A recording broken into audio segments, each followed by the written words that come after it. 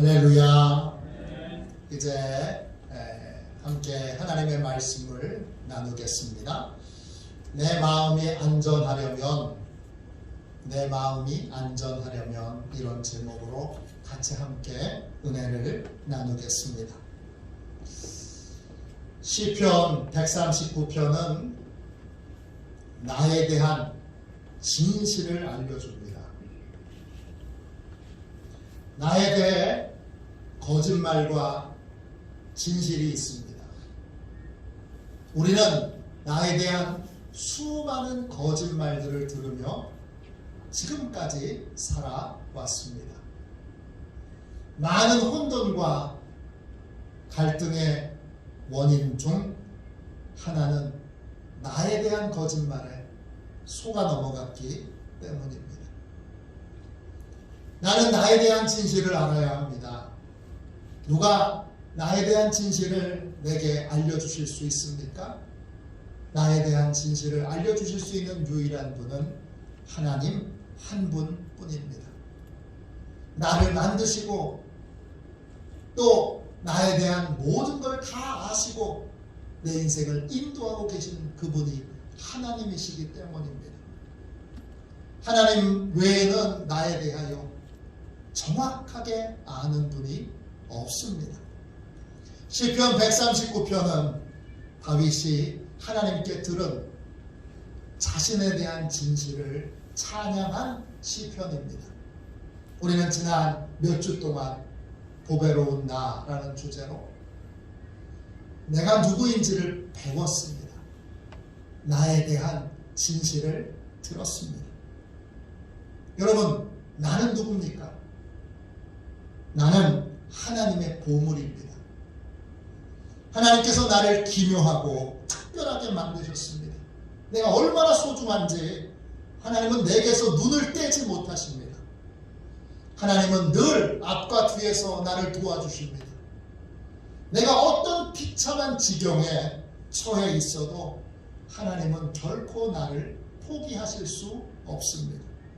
내가 아무리 타락하고 아무리 망가져도 하나님께는 회복의 방법이 있습니다. 하나님은 다양한 치유와 회복의 방법으로 우리를 고치실 수 있습니다. 이런 내가 조심해야 될 것이 있습니다.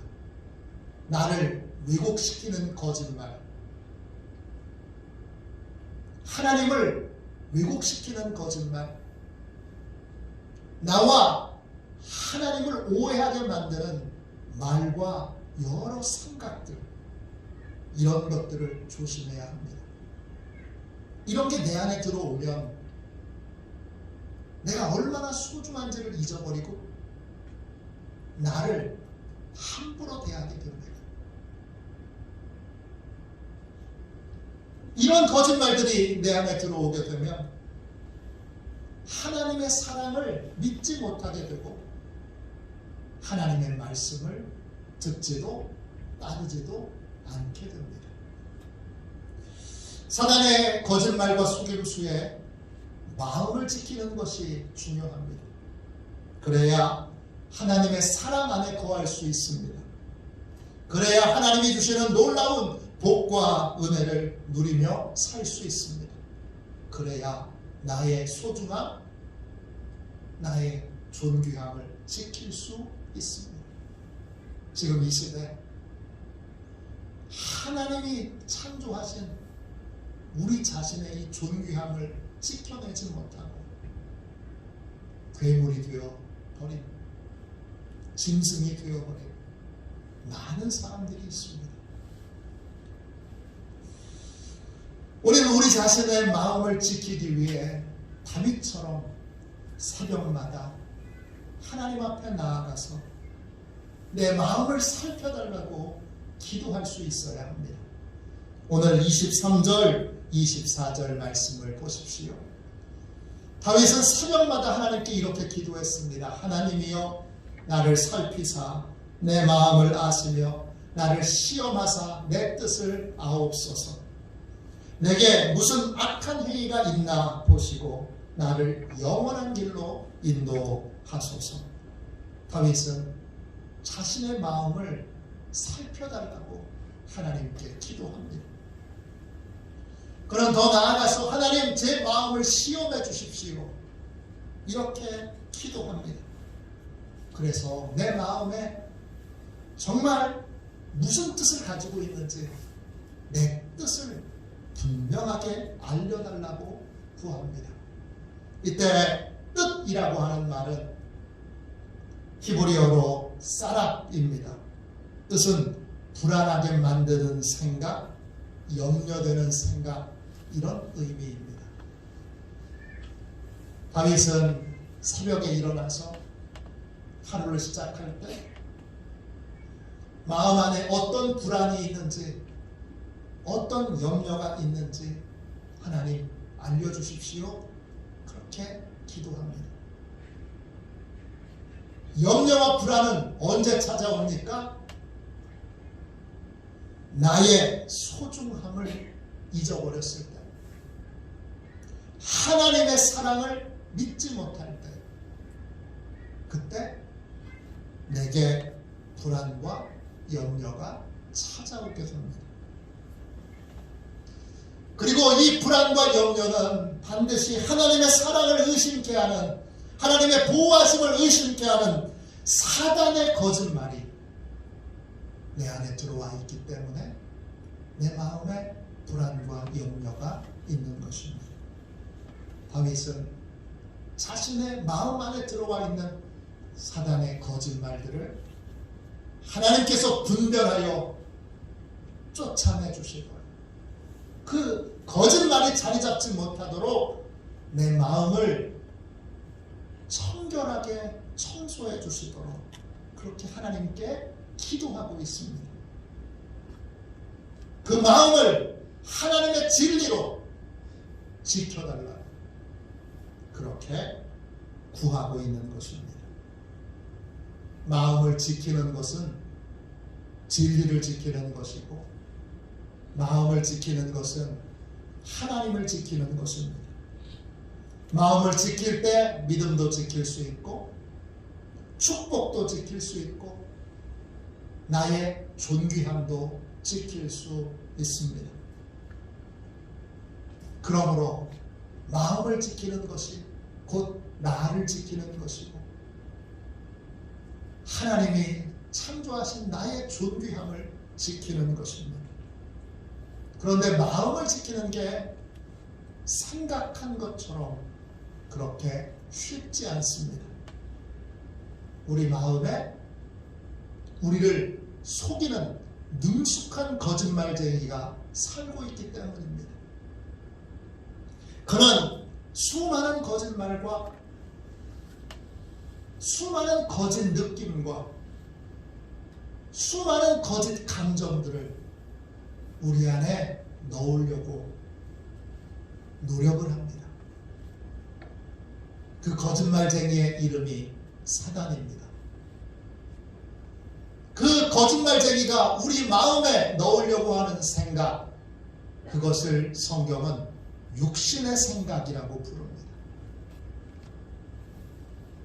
오늘은 이 육신의 생각, 이 사단의 거짓말, 사단의 거짓 감정, 사단의 거짓 느낌이 우리 안에 들어와서 자리 잡을 때 우리에게 어떤 일이 벌어지는지를 함께 살펴보겠습니다.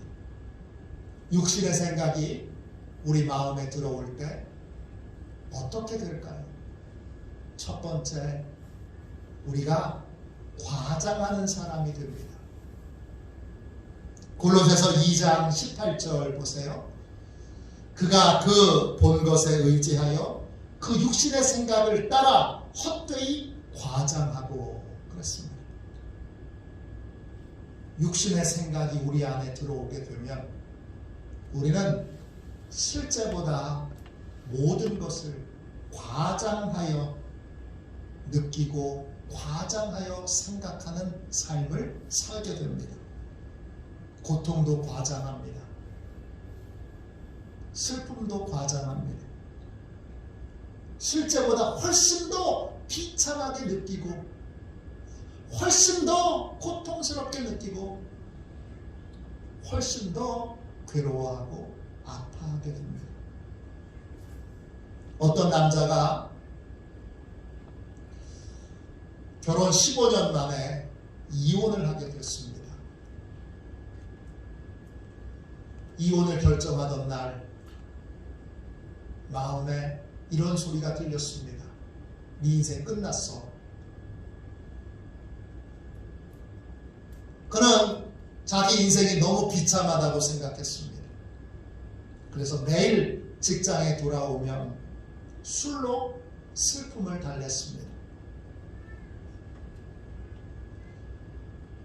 아침에 쓰린 속을 움켜쥐고 일어나게 되면 마음에서 또 이런 소리가 들립니다. 넌 이제 쓸모없게 됐어. 넌 철저히 혼자가 된 거야. 이제부터 아무도 널 사랑하지 않을 거야. 누구도 너를 필요하지 않을 거야. 너 어디로 가든지 누구에게든지 환영받지 못할 거야. 그가 들은 마음의 소리는 그 자신의 소리입니까? 아닙니다. 이 소리가 바로 육신의 소리입니다. 자신의 소리로 위장한 사단의 소리입니다. 사단의 소리는 이혼을 실제보다 더 큰 실패로, 더 큰 아픔으로, 더 큰 고통으로 생각하게 만듭니다. 그것이 사단의 소리입니다. 이 남자는 그 육신의 소리를 듣고 그날부터 직장에서 사람들과 어울리는 것을 의도적으로 피합니다. 가족 모임에도 참석하지 않습니다. 모든 만남을 다 거절합니다. 그런데 아무리 거절해도, 아무리 거부해도 찾아오는 친구가 한 명 있었습니다. 초등학교 때부터 친구였는데 이혼 전에도 집에 자주 찾아왔지만 이혼한 후에는 더 자주 집에 찾아왔습니다. 이 친구는 이 친구의 아내가 정성껏 준비한 반찬을 들고 일주일에 한 번씩 이 집을 찾아왔습니다. 냉장고에 반찬을 넣어주고 술병을 치워주고 청소를 해줍니다. 이 남자가 친구에게 제발 좀 그만 찾아와. 너한테 이런 비참한 모습 보여주고 싶지 않아. 아무리 소리를 질러도 이 친구가 끄떡없이 일주일에 한 번, 두 번씩 찾아옵니다. 그리고 반찬을 넣어주고 또 이전에 넣어주었던 반찬을 또 챙겨가고 반찬 그릇을 챙겨가고 청소를 해주고 그리고 술 먹는 친구 옆에 가만히 앉아있다가 그리고는 집으로 돌아갑니다.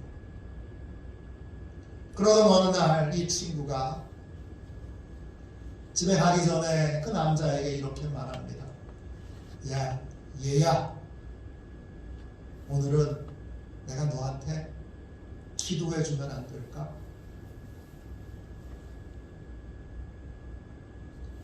친구가 그 남자 앞에 무릎을 꿇고 손을 내밉니다.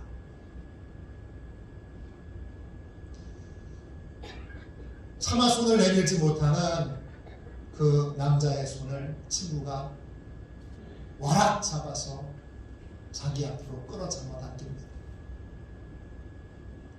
그리고 한 손은 등에 대고 친구를 위해서 기도해 주기 시작합니다. 이 남자는 친구가 무슨 기도를 했는지 기억이 나지 않습니다. 그런데 이상하게 눈물이 많이 났습니다. 기도해주고 같이 울고 집에 가면서 친구가 말했습니다. 다음 주에 용기 내서 같이 교회 가보자. 어찌어찌 교회에 끌려나가게 됐습니다. 이혼한 자신을 아무도 환영해주지 않을 거라고 생각했습니다. 그런데 교회의 많은 성도들이 이 남자를 환영해 주었습니다. 그때 이 남자가 깨달았습니다. 아침마다 들려왔던 그 소리, 마음의 소리와 현실이 많이 다르다는 걸 알게 됐습니다. 이혼을 인생의 가장 큰 실패로 생각하고 있는 건 나뿐이고 다른 사람들은 그렇게 생각하고 있지 않다는 걸 알게 되었습니다. 그는 신앙생활을 시작하면서 내면의 소리에 그게 육신의 소리인 줄 모르고 사단의 소리인 줄 모르고 내면의 소리에 자신이 속아왔다는 것을 깨달았습니다. 그 후 그는 내면의 소리와 내면의 거짓말과 싸우기 시작합니다. 어느 순간 어떤 상황에서도 하나님이 변함없이 사랑하신다는 것을, 나를 사랑하신다는 것을 믿게 되면서 그 싸움은 더 분명해졌습니다. 이혼했어도 혼자 됐어도 하나님은 변함없이 나를 사랑하시고 나를 사랑하는 사람들은 변함없이 나를 위해 기도해주고 있음을 그가 입술로 고백하기 시작했습니다. 그 후 분명한 변화가 일어났습니다. 술을 끊게 됐습니다. 성경을 읽으며 하나님이 누구이신지, 내가 누구인지를 배우게 됐습니다. 그리고 나서 사단이 오랫동안 했던 말, 너는 외톨이야, 너는 혼자야, 그래서 너는 비참해.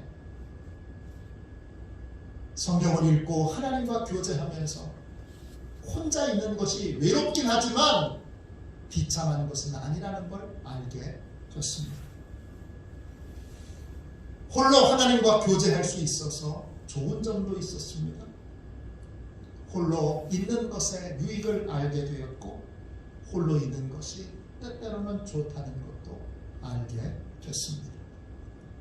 육신의 생각은 우리의 고통과 슬픔을 과장합니다. 육신의 생각에 속게 되면 우리는 고통을 과장해서 판단합니다. 슬픔을 과장해서 판단합니다. 얼마든지 극복하고 이길 수 있는 고통과 슬픔을 극복할 수 없는 것을, 견뎌낼 수 없는 것을 그렇게 과장하여 받아들이게 만듭니다. 고통과 슬픔에서 벗어나려면 하나님의 말씀, 곧 진리로 이 육신의 생각과 싸워야 합니다. 진리의 검으로 고통과 슬픔을 과장하게 만드는, 나를 고통과 슬픔의 어린 아이가 되게 만드는, 갓난 아이로 만들려는 이 왜곡된 사단의 거짓말과 싸워야 합니다. 그리고 싸울 때, 싸우고자 할 때 슬픔과 고통은 극복될 수 있는 것입니다. 육신의 생각이 우리 마음에 들어오면 어떻게 될까요? 둘째, 절망하는 사람이 됩니다. 로마서 8장 6절입니다. 육신의 생각은 사망이요 영의 생각은 생명과 평안이니라. 육신의 생각은 사망입니다. 사망이라는 말은 헬라말로 타나토스입니다. 뜻은 죽음 또는 죽음의 위험, 이런 것을 뜻합니다. 육신의 생각은 결국 사망에 이르게 합니다. 육신의 생각은 결국 꼼짝없이 죽게 생겼다, 이렇게 느끼게 만듭니다. 육신의 생각은 결국 내가 망했구나 이런 생각을 갖게 합니다. 육신의 생각은 소망을 빼앗아 버립니다. 그리고 우리를 절망하게 만듭니다. 육신의 생각은 작은 실수를 해도, 작은 실패를 해도 그걸 크게 생각하도록 만들어서 다시는 소망을 갖지 못하게 만듭니다. 그래서 스스로 아무것도 할 수 없는 사람으로 만들어버립니다. 사단이 조종하기 쉽게. 코로나 때문에 아무것도 못해. 코로나가 끝나도 그분은 육신의 생각에 묶여서 여전히 다른 이유로, 다른 핑계로 아무것도 못합니다.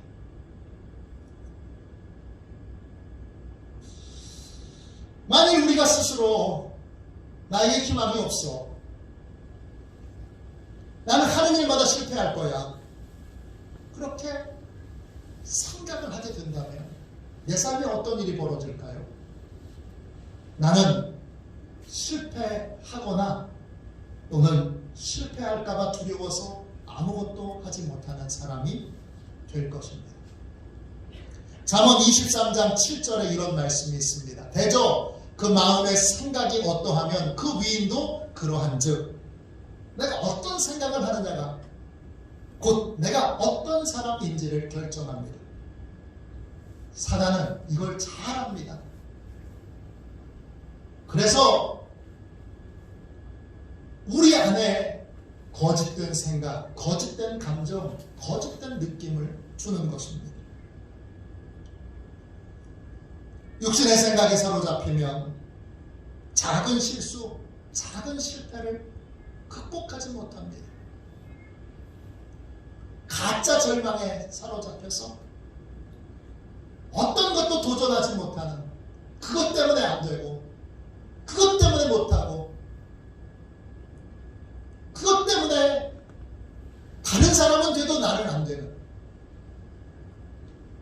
그러한 생각에 사로잡히게 합니다. 이 여성은 나이가 40대 중반입니다. 어렸을 때부터 스스로에 대하여 부정적인 말을 하는데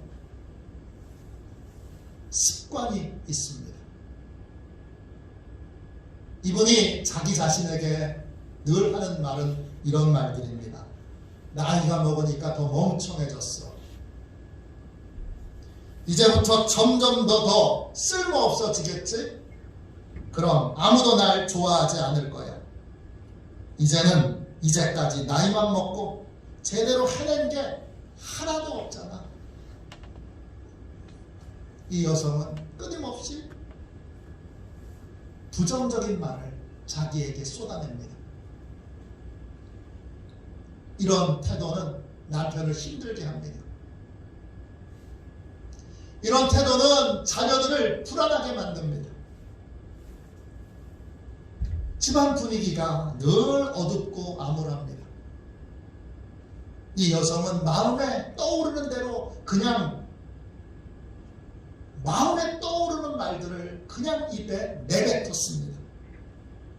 그녀는 그게 자기 생각인 줄 알았습니다. 그 내뱉은 모든 말이 그녀를 무기력하게 만들고 무능하게 만들려는 사단의 거짓말이라는 걸 몰랐습니다. 그녀가 내뱉었던 모든 말들이 다 육신의 생각들입니다. 이런 말과 생각은 우리 스스로를 올감해서 절망에서 헤어나오지 못하게 합니다. 정신과 의사인 윌리아드 가이린이 이런 말을 했습니다. 자신을 비하시키는 말은 진흙덩이를 갖고 노는 아이와 같습니다. 그것을 오래 갖고 있으면 있을수록 자기 옷과 몸을 버려놓습니다. 이 여성은 끊임없이 자기 자신을, 가족을, 남편을, 자녀를 더럽히고 있습니다. 놀라운 건 이 여성이 교회에 다닌다는 겁니다. 하나님께서 그녀에게 이렇게 말씀하셨습니다. 너는 보배롭고 존귀한 내 딸이다. 나는 너를 귀하게 여기고 너를 깊이 사랑한단다. 너에게는 네가 알지 못하는 놀라운 재능과 능력이 있단다. 나는 너를 복되게 하고 존귀하게 할 것이다.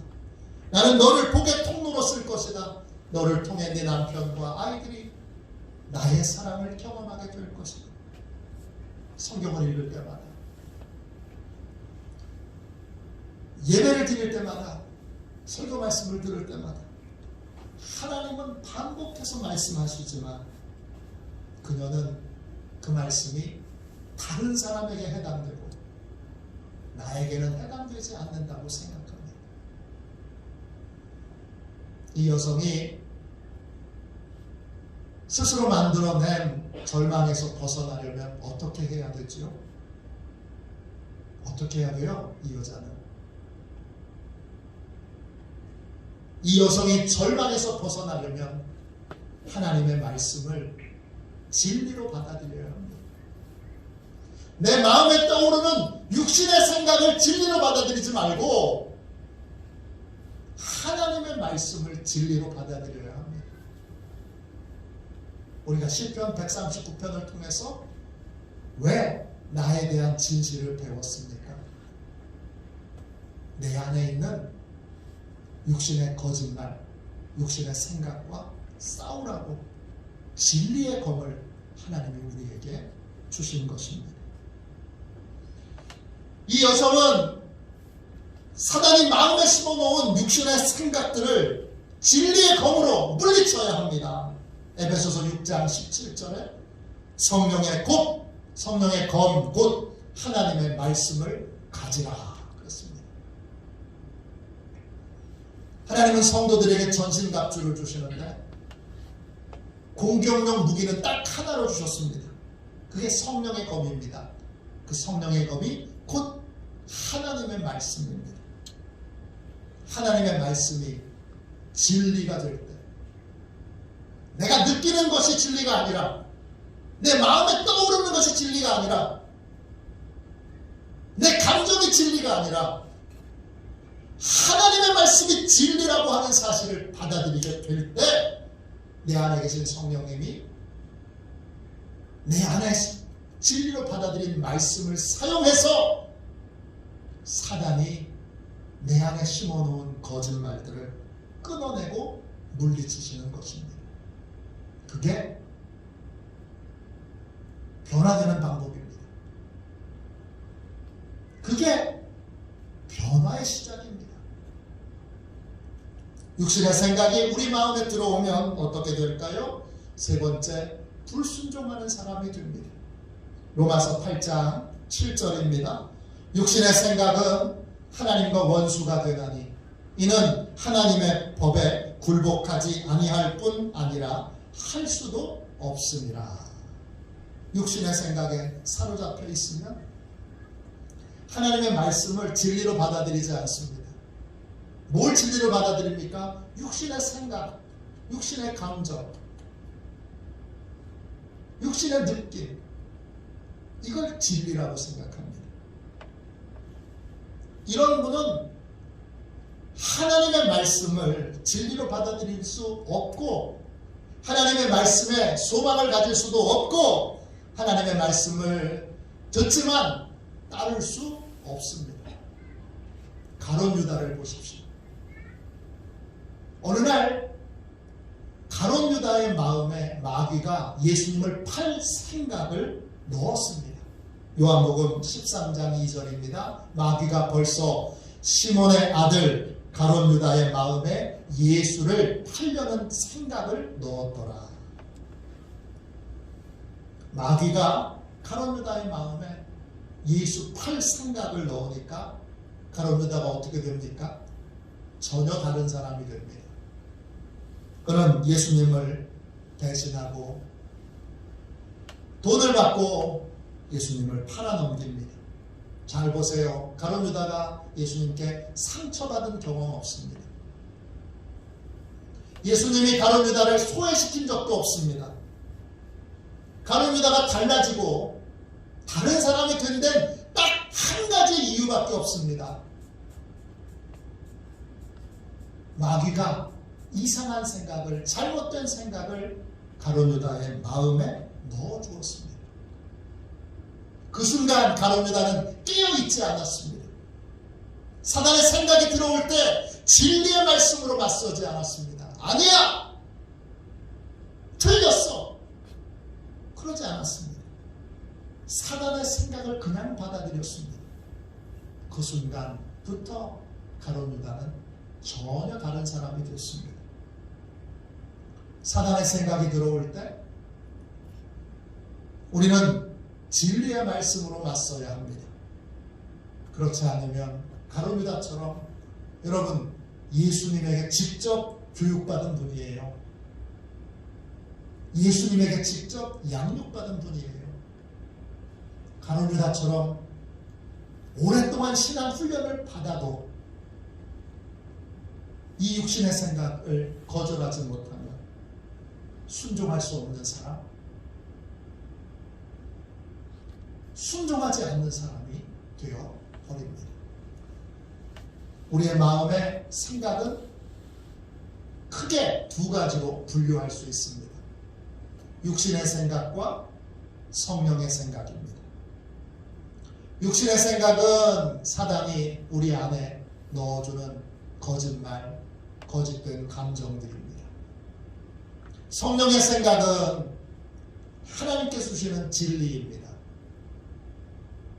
성령의 생각이 우리 안에 들어오면 어떻게 될까요? 로마서 8장 6절입니다. 육신의 생각은 사망이요 영의 생각은 생명과 평안이니라. 성령의 생각이 우리 안에 들어오면 생명과 평안을 얻습니다. 생명은 살아있는 거고 살아있는 모든 자에게는 소망이 있습니다. 성령의 생각은 우리에게 소망을 줍니다. 절망적인 상황에서 소망을 줍니다. 코로나로 끝날 것 같은데 아니야! 이 코로나로 하나님이 나를 사시대를 준비하게 하실 거야. 사시대를 준비하여 새 시대의 주인공이 되게 하실 거예요. 이런 생각을 갖게 합니다. 또 성령의 생각은 하나님이 늘 보호해 주시기에 하나님이 평안을 주십니다. 더 나아가서 성령의 생각은 자족하는 마음을 주고 감사하는 마음을 줍니다.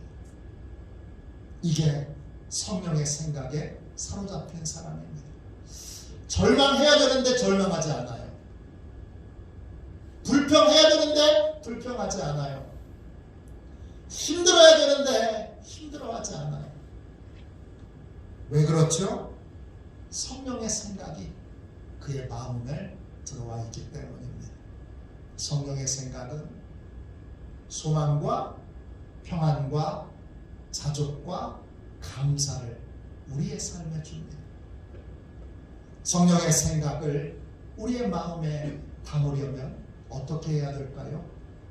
다윗처럼 새벽마다 하나님께로 나아가야 합니다.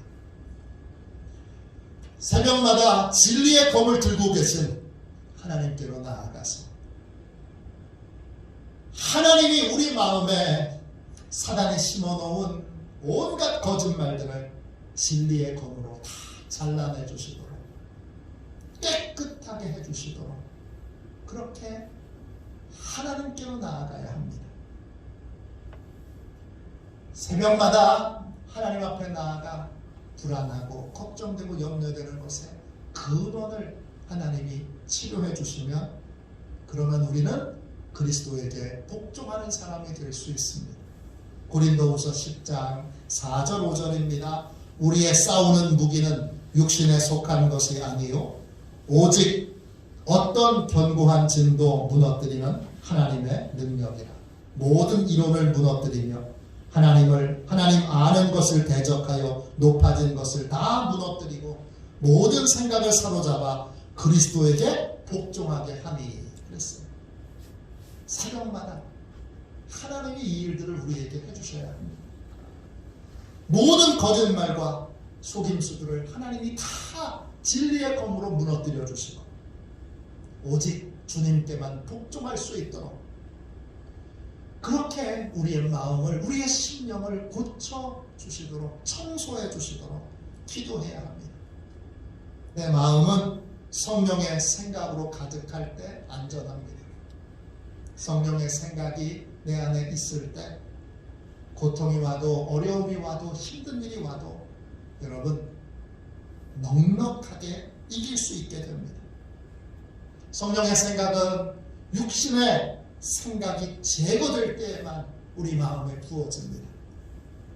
우리 안에 거짓말쟁이인, 이 능숙하고 익숙한 거짓말쟁이 사단은 온갖 거짓말과 속임수로